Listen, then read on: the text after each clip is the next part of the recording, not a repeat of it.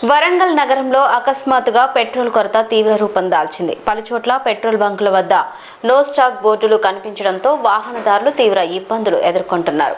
Petrol కోసం భారీగా తరలివచ్చిన ప్రజలు గంటల తరబడి క్యూలో నిలబడాల్సి వస్తోంది. కొన్ని ప్రాంతాల్లో సిబ్బంది, వాహనదారుల మధ్య వాగ్వాదాలు కూడా చోటు చేసుకుంటున్నాయి. ఈ పరిస్థితి అవగాహన లోపమా లేక నిజంగా స్టాక్ కొరత అనే సందేహాలు వ్యక్తమవుతున్నాయి. సమాచారం ప్రకారం రవాణా సమస్యల కారణంగా సరఫరాలో అంతరాయం ఏర్పడినట్లు తెలుస్తోంది.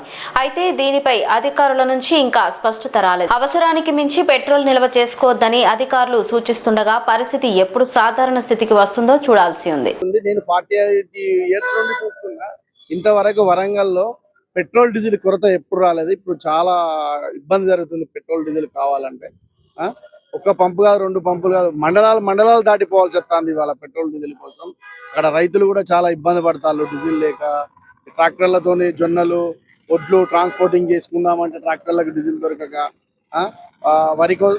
వరి కోత మిషన్లకు డీజిల్ దొరకక, కంకి కోయడానికి డీజిల్ మిషన్లకు డీజిల్ దొరకక రైతులు కానీ సామాన్య పౌరులు కానీ చాలా ఇబ్బంది పడతారు.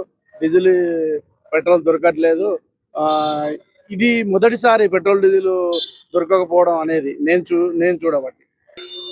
ఈ పరిష్కార మార్గం నరేంద్ర మోడీ గారు ఇంట్రెస్ట్ తీసుకొని ఈ పరిష్కారం తొందరగా చేస్తే మాకు అందరికి చాలా సంతోషంగా ఉంటుంది. ప్రజలు కూడా హ్యాపీగా బతకగలుగుతారు అని నేను కోరుకుంటున్నాను.